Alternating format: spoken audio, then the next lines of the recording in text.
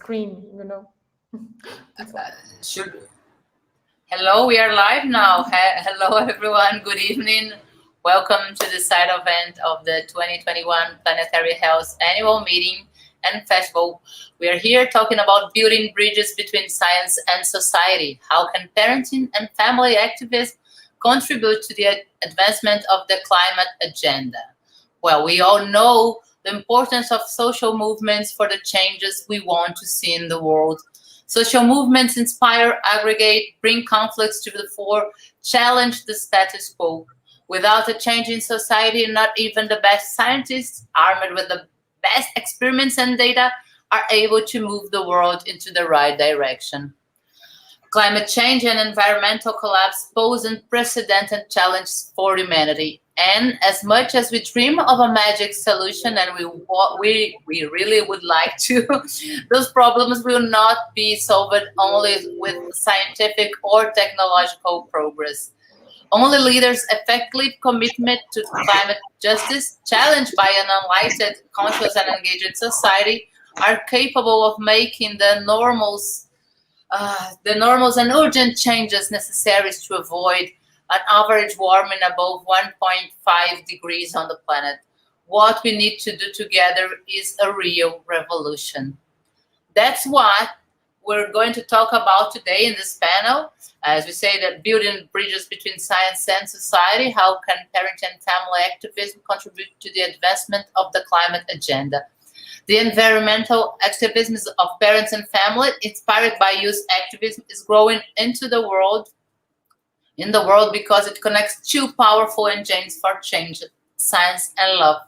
For this panel, organized by activists from Famílias pelo Clima, Parents for Future Brazil, we invited 5 climate activists, 4 mothers and 1 father from different countries, who, with support of technology, have been meeting to exchange experience, offer mutual support, and organizing collective actions to pressure and articulate changes in companies, educational institutions, and politics. I have here with me Mush Nuzbuzwe, mother of 3 and a professor of the University of Nigeria and climate activist of Parents for Future movement. Welcome, Amushi. How are you today? Thank you, Renata. I am fine. I'm glad to be here. We have also Clara Ramos. She's a mother of 2, audiovisual producer and researcher, journalist with a master and doctorate degree at the University of São Paulo, co-founder of Famílias pelo Clima, Parents for Future Brazil. How are you today, Clara? Nice to have you here. Hello, guys. I'm very happy to be here. It's a pleasure. We are also here with Jill Cubitt, mother of 1, climate educator and social entrepreneur, co-founder of Our Kids Climate and Their Tomorrow, 2 initiatives created to promote engagement on the climate agenda. How are you today, Jill? Thank you for joining us. I'm great. Thanks for having me. We are also have someone from Mexico, Jose Gerardo Velasco, father of 3, grandfather of 6, medical doctor in science, retired professor at the University Autónoma de Nuevo León, advisor for the Interinstitutional Committee on Climate Change and Health, State of Nuevo León, activist of Padres por el Futuro Monterrey. Bienvenido. Welcome, Jose. Thank you for being with us. Here. Thank you very much. And closing our panel, we have Rowan Ryrie, mother of 2, human rights and environmental lawyer, active founder of Parents for Future Oxford, Parents for Future UK, and Global Parents for Future. How are you today? Thank you for being with us, Rowan. Thank you very much. It's a pleasure to be here. Well, yeah. It's a pleasure and an honor to have all of you. And we will start with a quick presentation for each speaker. With a comment, please, what motivates you to join the activism of parents? Could you start, Amushi, please? How is your life? What motivated you to join the activism of parents in Nigeria? Thank you, Renata. Like I will always say, activism started for me from birth. both my parents were activists, although they were not activists in the sense that we know about it today. Because being born a woman in Africa, by the time we were done with civilization and Christianization, womanhood had taken another shape, and you had to struggle through being a woman. Then when my parents lived, was a new area, and they had to fight they had to fight with the elements. They had to get to know the elements. They now had to eke out a living in a new area. So they started early. And my father planted trees to protect the area where they moved to, because it was newly inhabited and they had to fight with a lot of things. So when I was born, I already joined them. We went to the farm, we cleared the road. We had to stop erosion with certain methods of farming and with certain methods of keeping the compound clean. We did composting from childhood. So we did all these things without really knowing the implications for the future. But of recent, because of my other activities, I was introduced to the Parents for Future movement, where I now found a lot of warmth, a lot of community, and found that what I was already doing, there are a lot of people from all over the world who are doing it. And because we are already experiencing the impact of climate change, it became even more important what parents were doing together in the Parents for Future movement. I met people like Rowan, met Agnes, met Jose. From there, I met Clara, I met Jill, and a lot more people that are not here. And here in Nigeria, because in 2020 we came into the pandemic year, we have used this to reconnect with a lot of other parents who we knew when we were younger. And we now realize that we continue the environment work.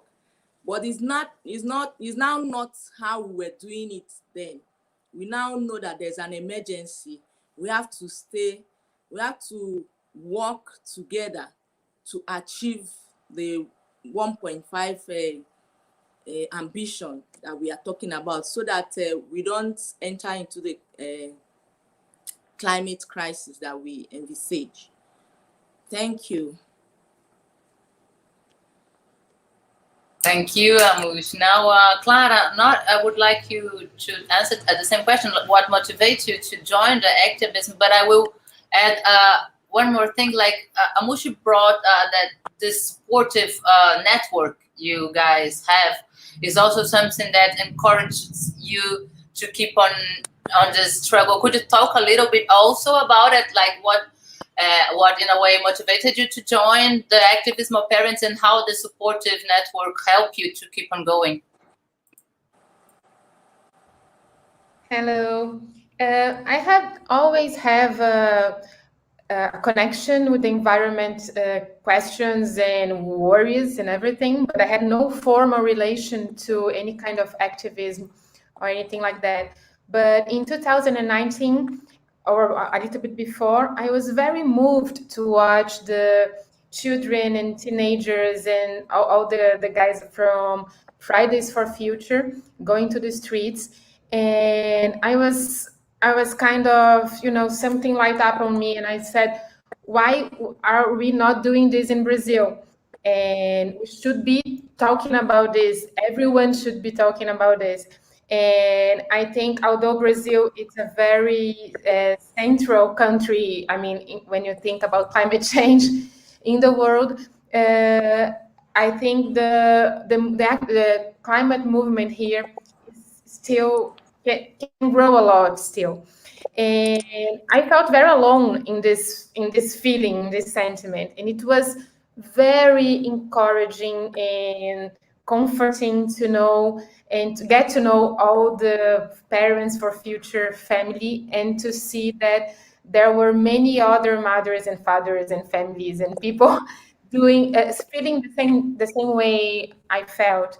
And And that made this kind of anxiety or of a kind of worried state become a very empowered state of, oh my God, there's so many nice people with me joined in this same movement.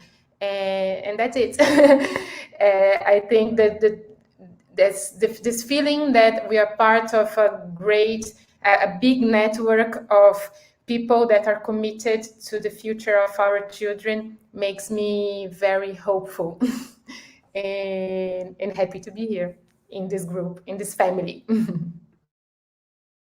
Thank you, Clara. Jill, also, what motivated you to join this activism of parents, and how you manage to practice it? Because I feel that sometimes it's almost like you have to teach your kids not to put the hands on the oven in order not to burn themselves. I think that now also you as parents have to teach them other stuff, right? Could you talk a little bit your motivation and how you're managing to practice in everyday life as a mother?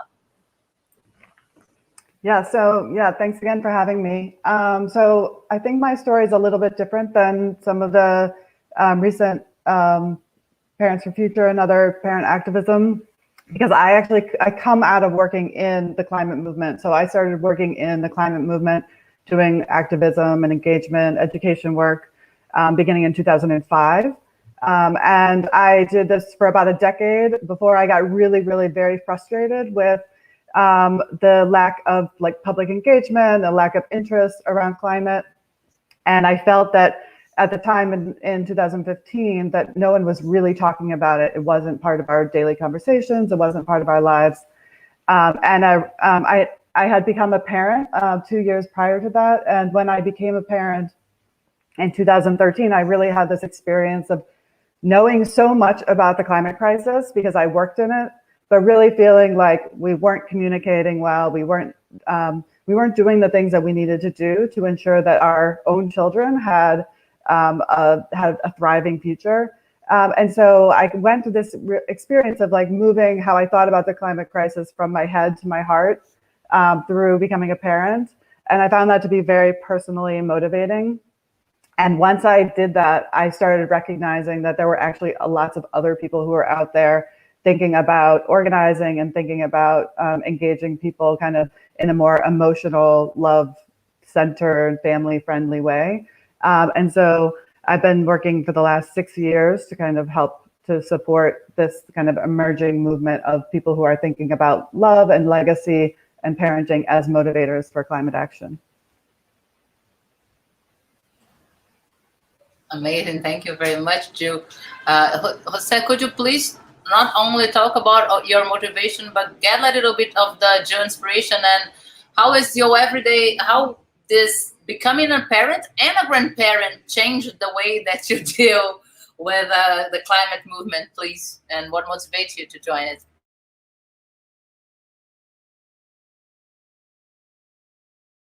And yes, and my first approach to communicate with people was with tobacco prevention. All the time back then, I thought street demonstration was for somebody else, not for me. Then on 2018, there was regrettable, I call it murder, because a father and his child were run over by a truck while riding a bicycle. And a big issue is the lack of proper signals in our streets here in Monterey. Fast forward to 2020, and early last year, I was asked to join Parents for Future Global and kind of link what was moving globally to Monterey Group, and so here I am, and all the while through different situations, I was learning how all that I have seen can affect both my son and daughters and my 6 grandchildren. There's a lot of issues at stake, from air quality that seems to be very important, and it is, but there are very, very many other issues that are not properly addressed, and grossly, that's it. Thank you, Jose. I think that now we'll finish our presentations with Rowan, sharing with us what motivates you to not only join the activism of parents, but as I see it, like to be not only on Parents for Future OK, but also on the global movement. Could you please share this with us, Rowan? Be welcome. Sure. Thank you very much. And it's always a pleasure to hear other people's stories and to hear what's motivating other people to keep going on this work too. I think for me, I've been working on environmental issues for a long time, but not on climate.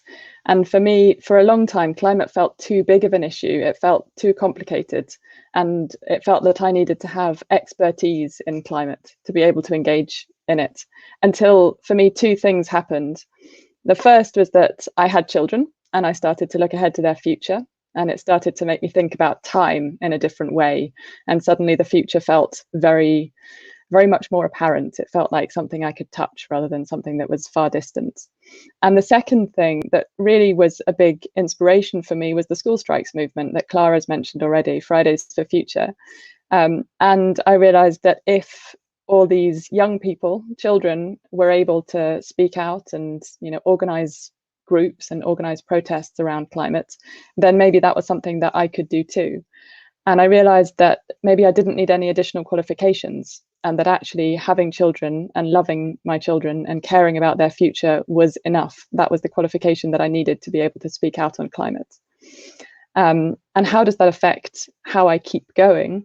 I think, and sort of engagement on the global work, climate is a global issue. And for me, it's important to engage at the local level, and engaging on activism can be very lonely.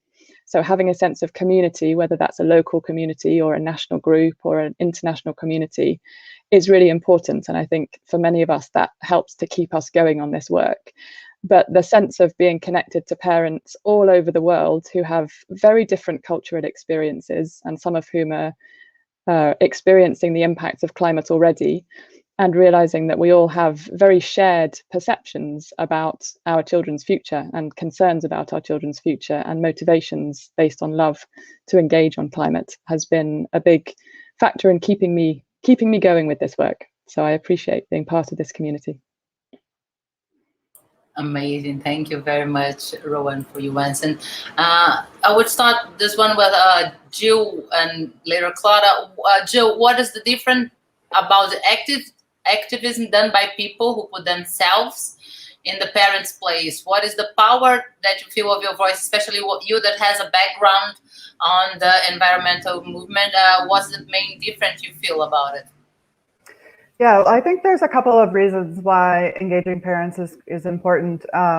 One is that, especially in the global north, there's still this idea of the psychological distance. So many people who are privileged or from the global north don't necessarily see climate change happening in their lives and kind of feel that there's this distance. And that's also because there's this time lag between when emissions happen and when those impacts will actually happen. And so because of that, people feel distance, they feel sometimes overwhelmed. And so I think what parent organizing does is it brings climate change closer to people's lives.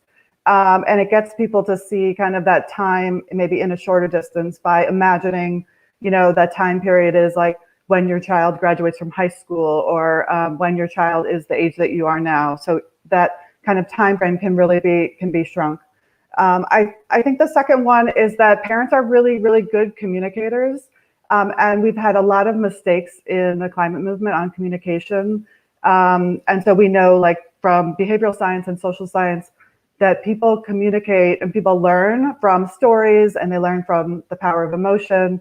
and they learned, and they can change their mindset, you know, if they hear like a very powerful, moving story, or if they have a conversation with somebody they know.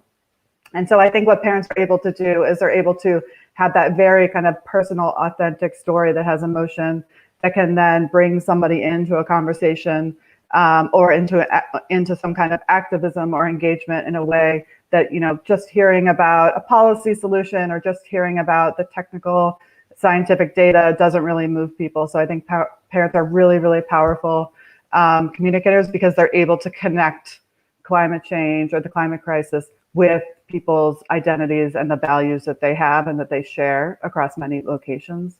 And then I think third, I would say parents are really important because they're everywhere.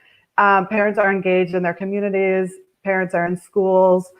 Parents vote. They make purchasing decisions for households. And so, you know, parents really are effective messengers. So that's not just about the message, that and this idea of thinking about climate change through this lens of love, but it's also about the fact that parents communicate with others in many places, that can, you know, can cross political lines, or can be across different locations geographically. So I think that's why I think the parent organizing is really, really important.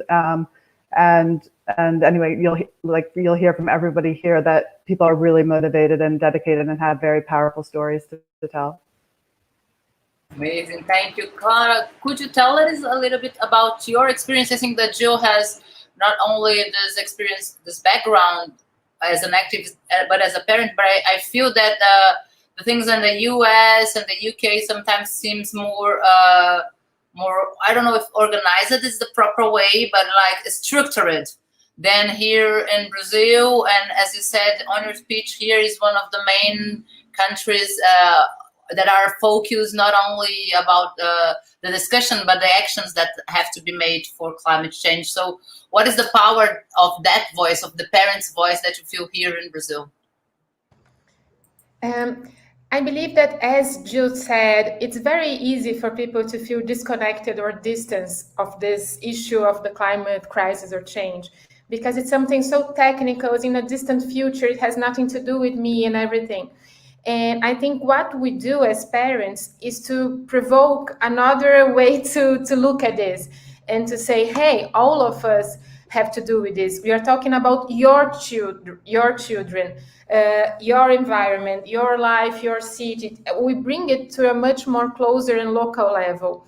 And I mean, I think people are disconnected, not because they lack information. All the information is available there. If you get to know it, maybe it's too scary. Maybe if you look to the future and say, I prefer not to think about, because that makes me very scared and I'm afraid. And so I'm going to pretend that's nothing to do with me. But when you're a parent, you don't have this choice, because you were talking about, as Ron said, a very near future, and about this kind of commitment to guarantee a possible future to our children. So it's very powerful, it's very emotional, it's very, I think we are very motivated, and this kind of motivated touches people's heart. And what I think it's that when each parent, if we can touch or fire this little fire in the environments, the places we are in our neighborhoods, in our families, in the schools our children go to, and everything, it's a kind of domino effect that people are going to feel more and more empowered to do changes. And as Rowan said, I think many times we think, oh, that's not for me. It's such a huge thing. What can I do? Oh, I'm going to focus here on my bamboo toothbrush, or to throw away the, I don't know, canudinho. And that's okay. I'm doing my part.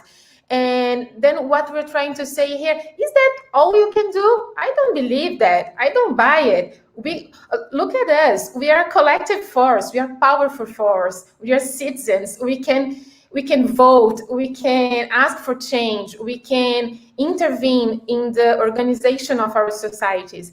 And when you feel this power, you cannot stop, you know. So I think that's it. I think it's about telling people, look, that's about you. And just get up from your couch and let's do something together. And then when you feel that you are in the movement and that we have all this energy going on, then you feel hopeful and not despaired.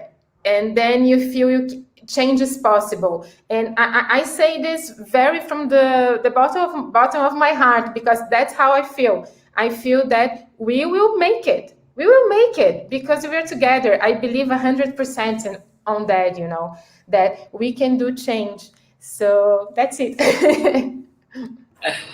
Thank you very much, Clara, and thank you for Parents for Future Saarland, Parents for Future Argentina, and all the people who are already on our chat and sending questions. We have like just 2 or 3 more questions for them, and then we will be opening our panel for your questions. Thank you very much. Now, I would like to listen from Jose and Amush. We have people from very different backgrounds here. What afflicts an American mother is probably quite different from what afflicts a Mexican father or a Nigerian mother. Is that correct, or do you feel after this period talking and working together that some of the afflicts are the same? Would you start, Amush, and then Jose? Do you feel that what afflicts you is the same thing that afflicts the other parents in the world? I don't feel so. I always feel we are worse off, not just because of the climate issues, but because of our social settings, our government, our economic situation, and in fact, everything. We need a total reform and revolution. But when it comes to climate change, you already know from science that Africa is going to be worse, and sub-Saharan Africa is worse. We are already experiencing it with conflicts between farmers and herders who are running away from the drought, from the desert, and coming to where the green is still fresh, even though we are going to lose it because we are very, I don't know what the word is, we are not yet conscious of the things we should do. A lot of us are still thinking it's someone else's problem, it's government's problem. And then when they tell us that because we are less culpable in climate change, in carbon emission, then all of us will go back and relax. But it's not the same at all. We are already experiencing climate change in field crops. We are already experiencing it with farmers and herders fighting. We're already experiencing it at economic indebtedness to China and other Western countries. And then our educational system is set up in such a way that it's difficult to innovate. We are still using the curriculum from sorry, our light went out. I hope you can still see me. We are still using a curriculum that has not been innovated since the 20th century. And we need to do a lot about this. And government is silent about all this. Looks like what they are doing is merely about partisan politics. And then the religious and tribal or ethnic dimension that has emerged of recent have put us even in a worse situation. The security situation is very bad. I'm happy that I'm able to join this call, because as we are, it could just have happened that by 5 p.m. there's a conflict somewhere and I'm not able to join this call. So we are not on the same page, although there are so many things that puts us on the same page, because it's the same elements that we are enjoying. Thank you.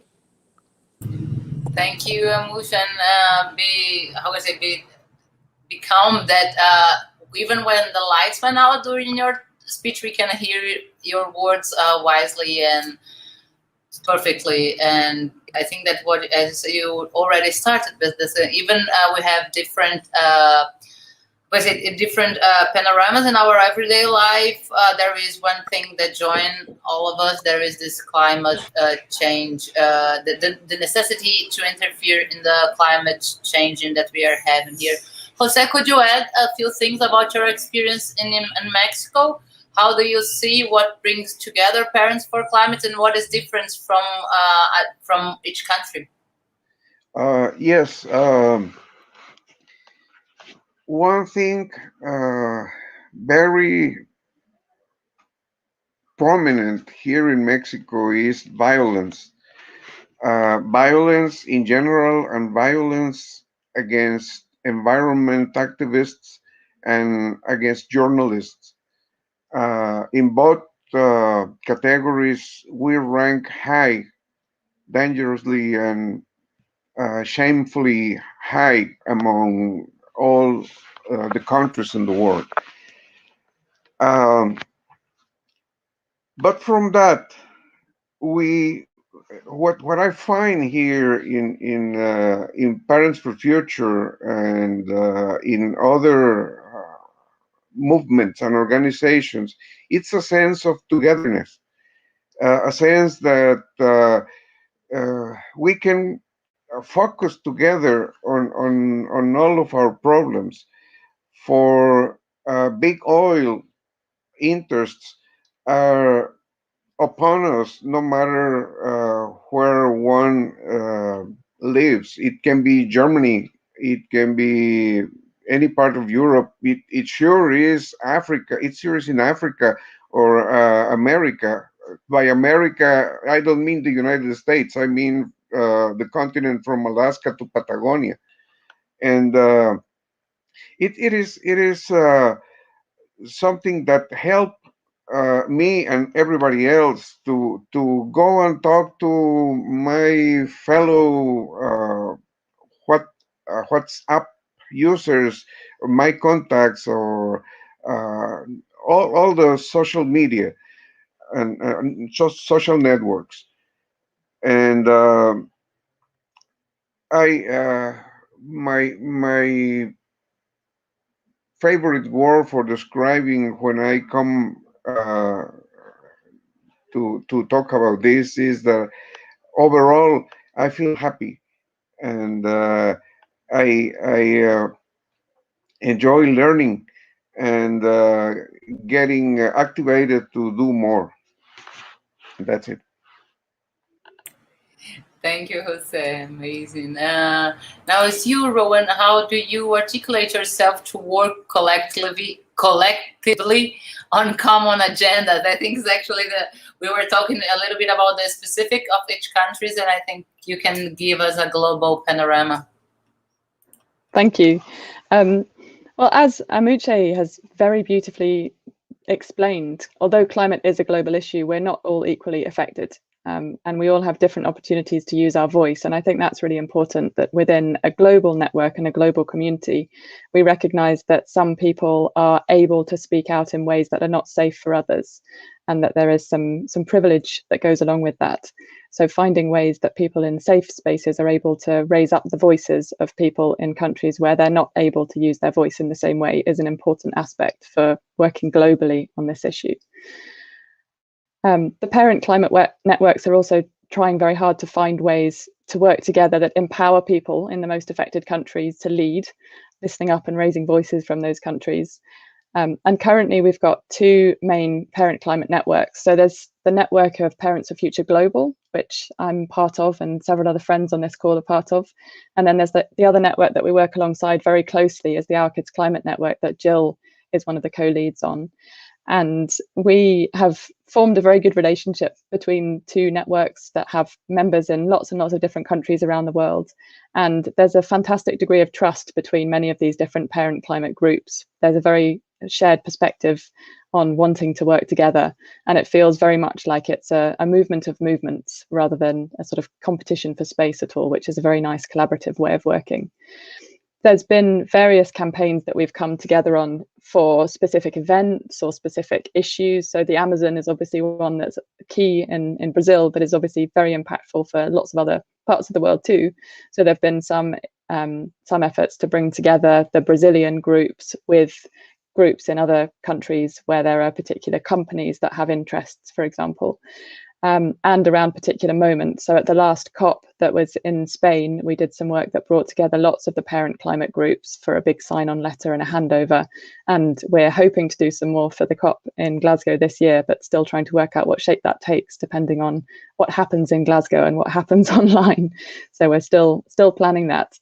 I will say that it's been a steep learning curve for all of us. None of us on this call have experience of setting up global networks, of finding ways for parents to work together.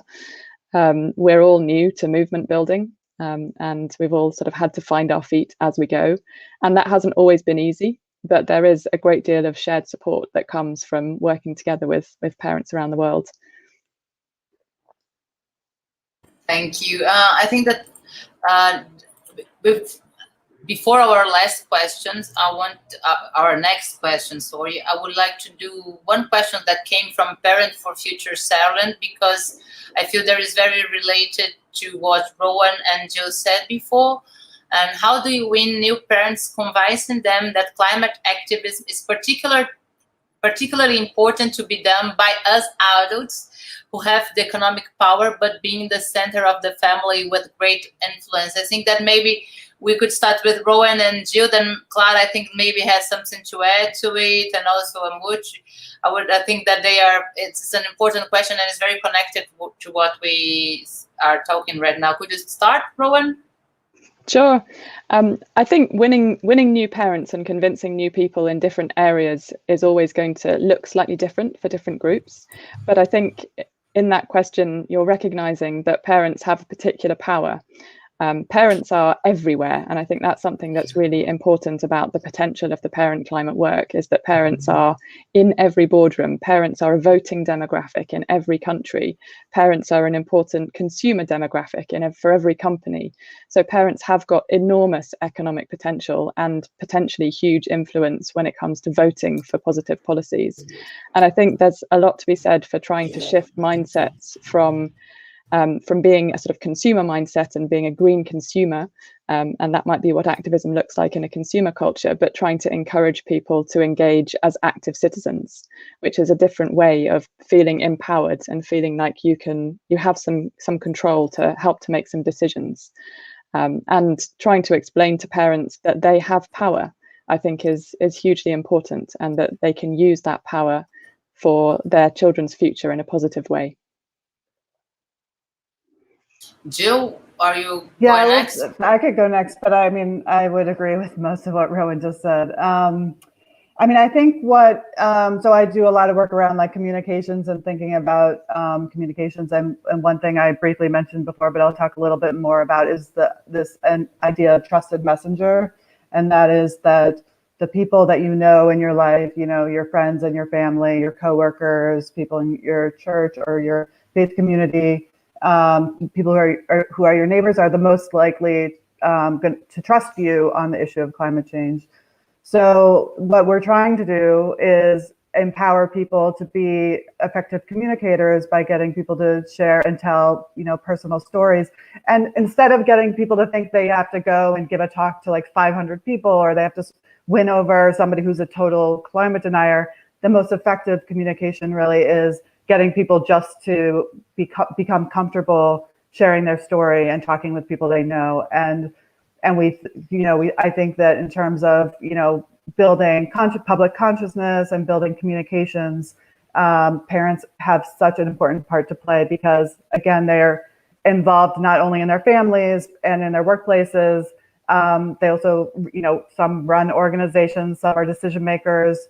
They're also heavily engaged in schools and can influence over school curriculum and in terms of climate education. There's so many places where parents can make change. And the other thing I'll just touch upon kind of briefly is that there's a lot of questions, or people kind of always want to know, like, why do some people act and like once, and why do some people act many, many times, and to kind of to take action. So some people are very like engaged both in their home and voting and politically, and some people are kind of become concerned and are likely to do kind of one thing and then move on.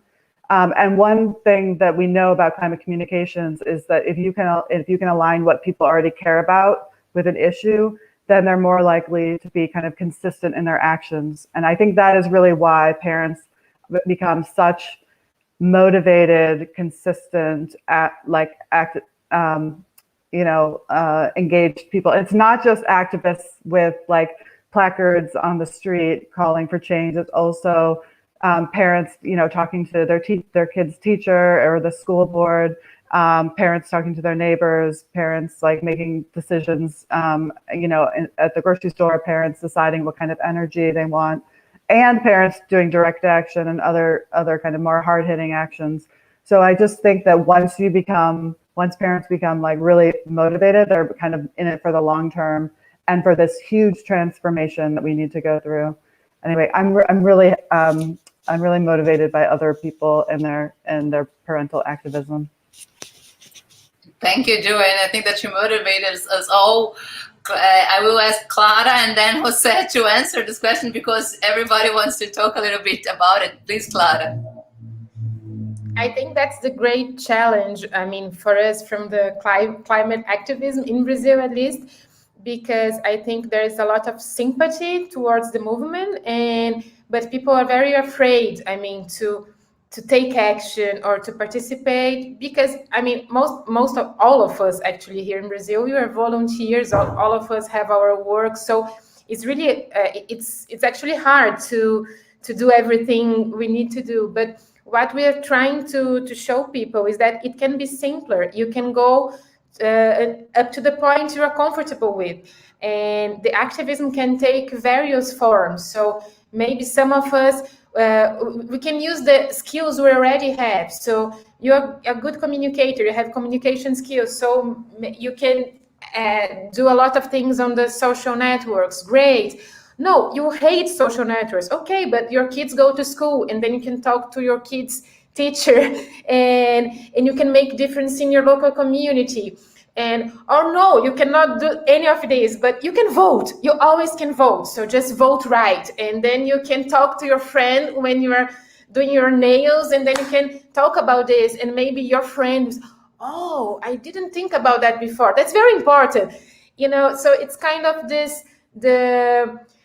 to make people comfortable to engage in the movement in the ways they're possible.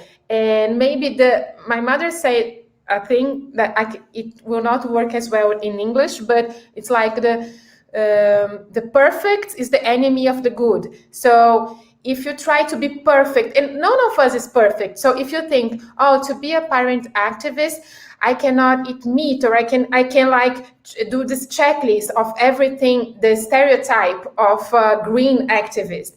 And maybe in there's so many gray shadows of gray in this green line, and you can be yourself, because the truth is, if you are, it doesn't matter what is the main, I don't know, the main thing that you're worried about. Everyone is connected to climate change, so you have to discover the way you can take action.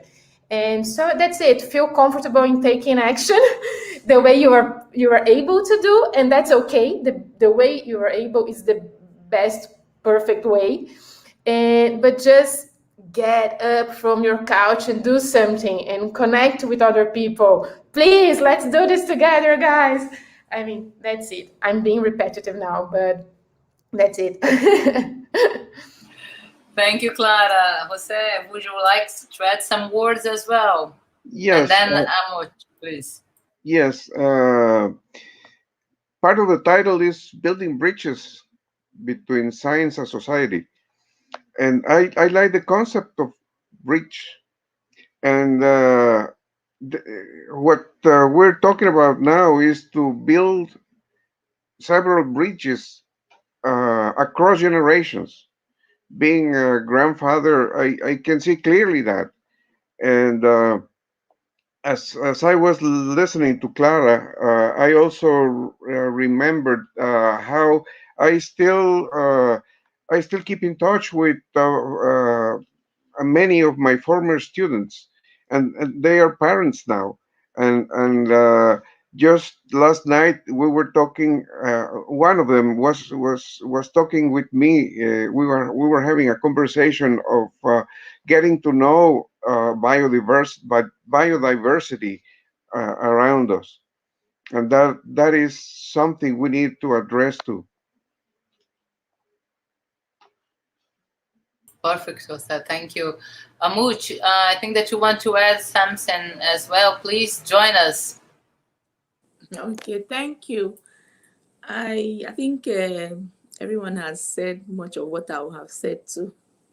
But here we usually say there's a proverb that says that the traveler has more knowledge than the old man, the older men. So given our contact, it looks like we have traveled around. I know a little bit about from Mose, I know a little from Rowan, I know. So I bring this to the table. And I think it's the same with them. I think that's one advantage this parents climate movement can bring. I also know that parents are first teachers. And then here in my own domain, women are regarded as the custodians of the earth, of the environment.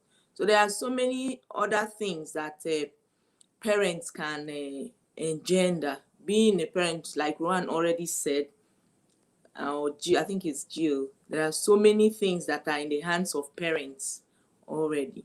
They can change policies. And because of the love we have for our children, you can decide that here, for instance, here in Nigeria, there are a lot of, they are very proactive about making the policies, about the rules and regulations, but enforcing them becomes difficult. But because of the future of our children, you can see a parent going to the office and then taking up arms, taking up action so that these things will come to fruition. So I think these are the perspective I can come in with.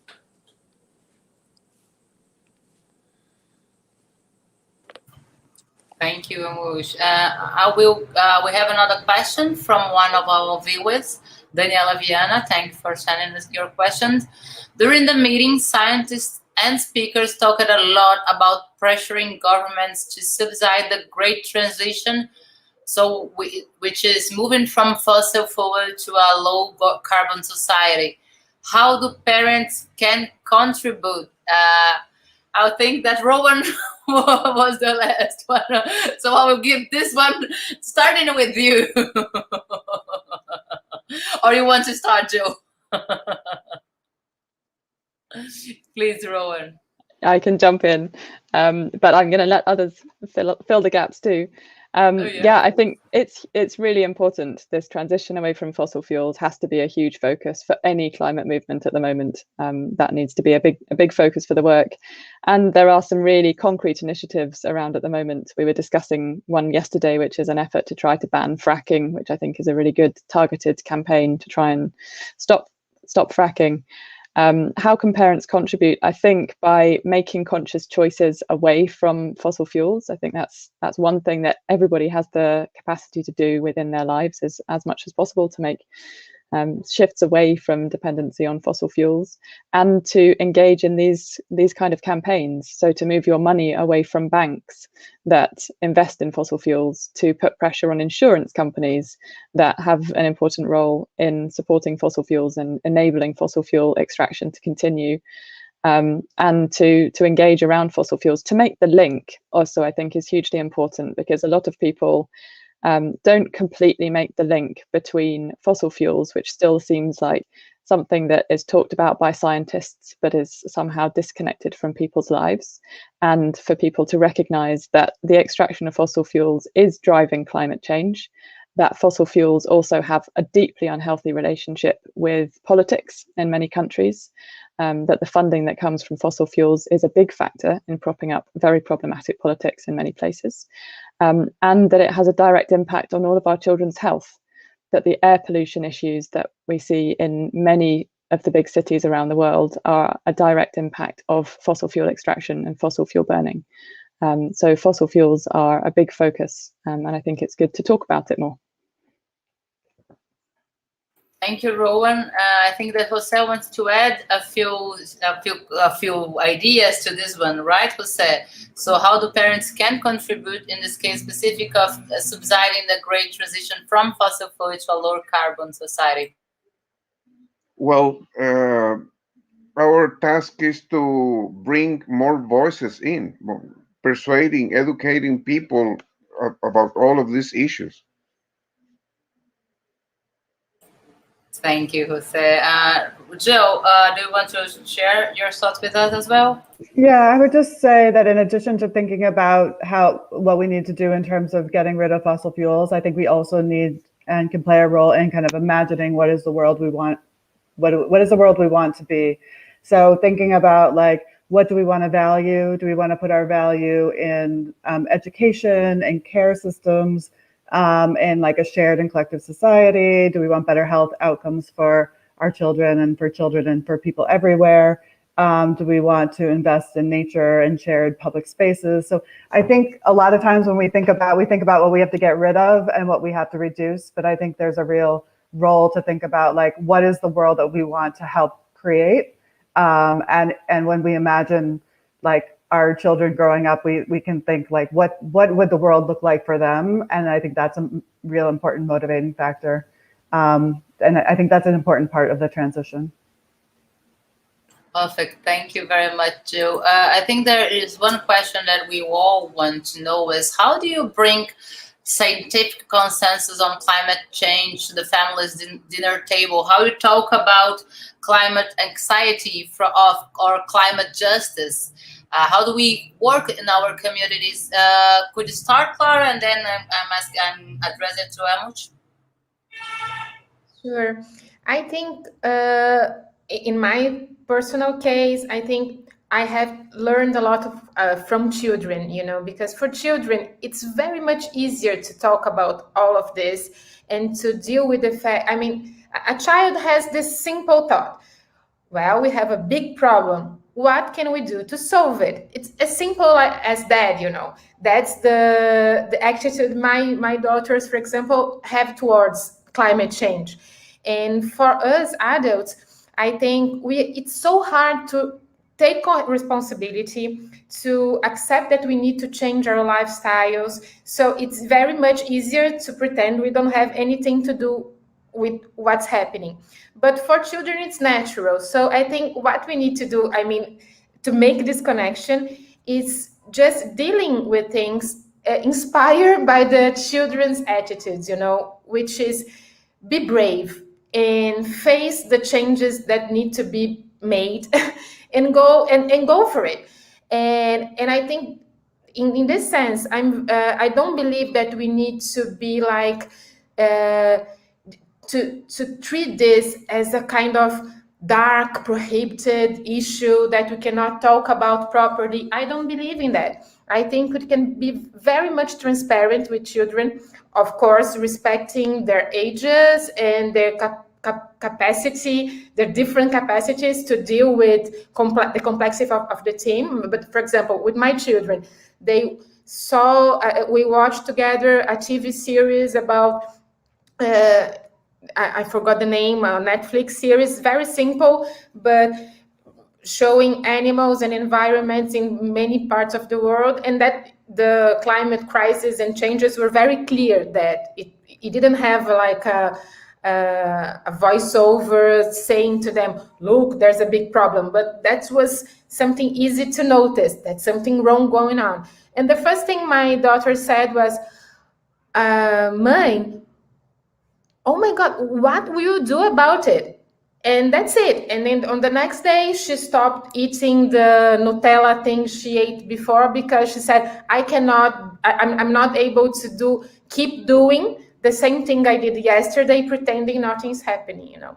So I think watching movies or answering the questions children bring to us in the most transparent and positive way possible. And I think maybe because I believe we can do a change and we are in time to do this change, I can tell, they asked me, do you think we will win this game? The other day, one of them asked me, I said, I'm sure we can win this game, but we have to work very hard together. So let's do it, you know.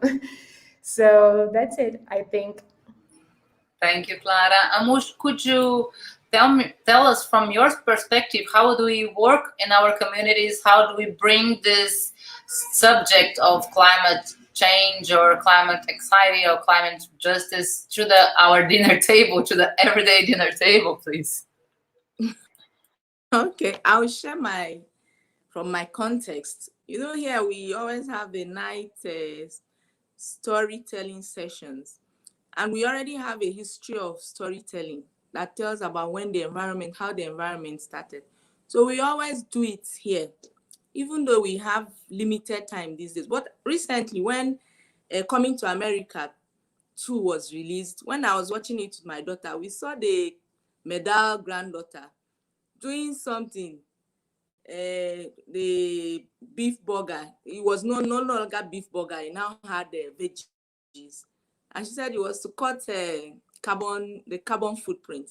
So we see that the storytelling is continuing, and then there are so many things that we do together, that's like managing our waste properly. Like for me, I ask my children, reduce. If we say China is making so much carbon, and we are encouraging them by using what they are producing, even the ones that are very useless, then we are contributing to the carbon footprint indirectly. So I think I'll stop that there for the time being. Thank you very much, Amush, for your thoughts. I think that's now on. We could talk about this like for more than an hour easily, but now we're running out of time, so we're going to go for our final considerations.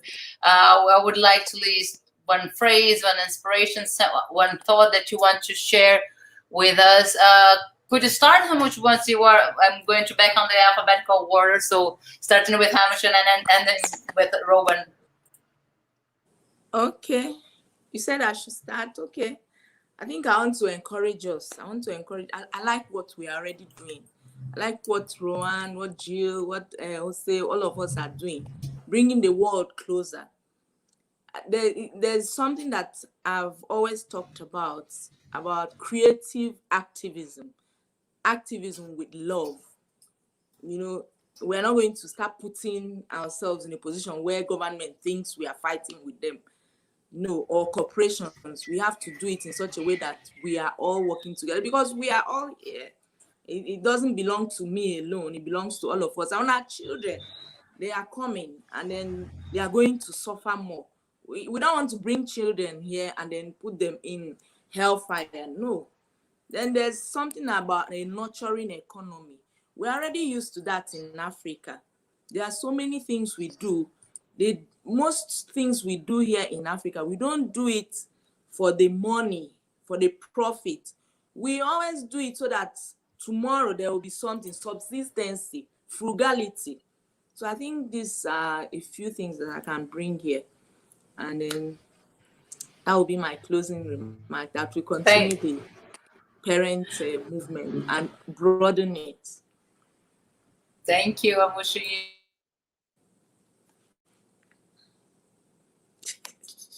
I don't know what to do with that.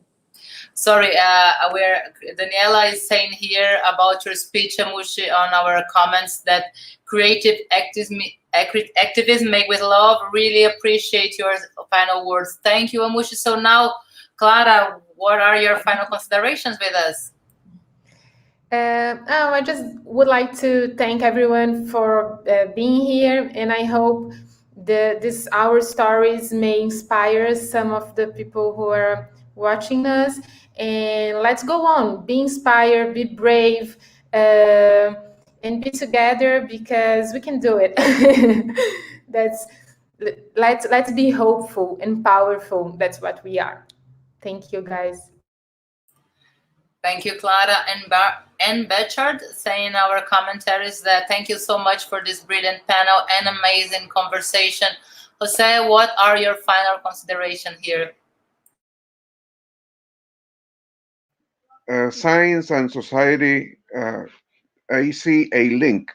And this link, among many other things, must have one characteristic, and is to avoid misinformation. And to avoid misinformation, we need to be informed. We need to learn, and that's very important to me. Thank you very much, Jose. Also, Maria Graciela Anza saying thank you all for your words and thoughts. Jill, your final consideration, please. Yeah, I would like to see everyone here that's listening really think and reflect about what the climate crisis means for you in your own life, and think about it in terms of somebody you care about. It could be your grandchild, it could be a child, a niece or nephew, or even yourself living in the future. And then just think about and reflect on what that story is, and then talk to others, talk to your friends, talk to your family members, and tell people that you care. Thank you very much, Jill, for your considerations. And Rowan, would you do your final thought as well? Sure. Again, thank you for having me and letting me take part in this panel. I think my final reflection would be to focus on the power of love. For me, that is the ultimate source of energy and motivation, and that's going to keep us going and not burn us out.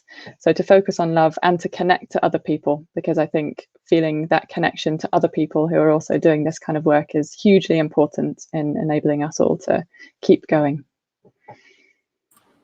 Thank you very much. I would like to thank all panelists and viewers that were with us here today.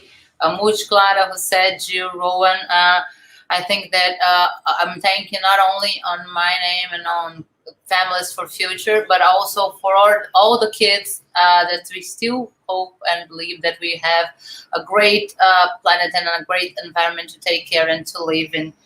So I hope that your words of wisdom inspired us all in order to make the change we need right now. Thank you very much. Have a good night.